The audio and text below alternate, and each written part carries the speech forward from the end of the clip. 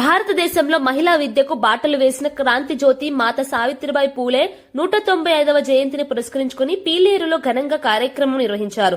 స్థానిక బాస్ కార్యాలయంలో భారతీయ అంబేద్కర్ సేన నాయకులు గుండ్లూరు రవీంద్ర ఆధ్వర్యంలో ఈ కార్యక్రమం జరిగింది.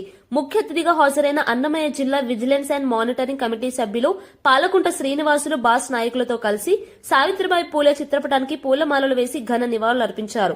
ఈ సందర్భంగా పాలకుంట శ్రీనివాసులు మాట్లాడుతూ మహిళలకు విద్యను అందించిన భారతదేశ తొలి ఉపాధ్యాయురాలుగా సావిత్రిబాయి పూలే చరిత్రలో నిలిచిపోయారని చెప్పారు. మనుస్మృతి వంటి దుర్మార్గ చట్టాలకు వ్యతిరేకంగా పోరాడిన క్రాంతి జ్యోతి అని పేర్కొన్నారు. నా పేరు వచ్చి పాలకుంట శ్రీనివాసులు. నేను అన్నమయ్య జిల్లా విజిలెన్స్ మానిటరింగ్ కమిటీ మెంబర్గా ఉన్నాను.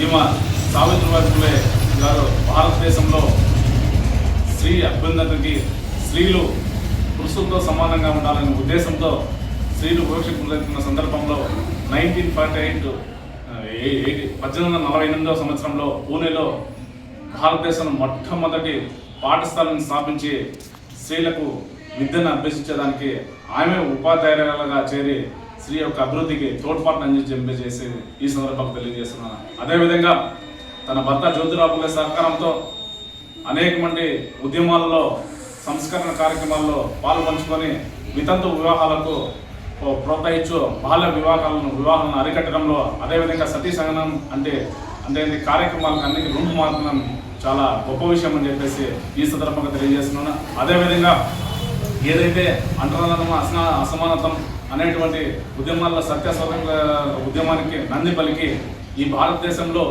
పురుషులతో సమానంగా స్త్రీలు ఉండాలనే ఉద్దేశంతో అనేక మంది పాఠశాలలు స్థాపించి వారి యొక్క అభివృద్ధికి తోడ్పాటు అందించిన ఘనత జ్యోతిరావు పూలే దంపతులకే దక్కుతుందని చెప్పేసి ఈ సందర్భంగా తెలియజేస్తున్నాను. అదేవిధంగా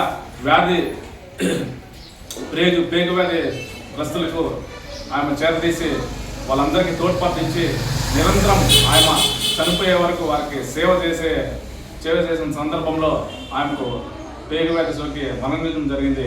కావున యువత అదేవిధంగా ఈరోజు సమాజంలో ఆ జ్యోతిరావు పూలే దంపతులను ఆదర్శంగా తీసుకొని వారి యొక్క ఆశీర్వాదాలకు తోడ్పాటు అందించిన అవసరం ఎంతైనా ఉన్నదని చెప్పేసి ఈ సందర్భంగా తెలియజేస్తున్నాను. అదేవిధంగా ఈ కేంద్ర రాష్ట్ర ప్రభుత్వాలు ఒకటే విజ్ఞప్తి చేస్తాంట, జ్యోతిరావు పూలే దంపతుల యొక్క జీవిత చరిత్రను పాఠ్యాంశంలో చేర్చాలని చెప్పేసి ఈ యొక్క జయంతి సందర్భంగా నేను ఒకటే ప్రభుత్వాలకు డిమాండ్ చేస్తున్నాను. జై భీమ్, జై భారత్.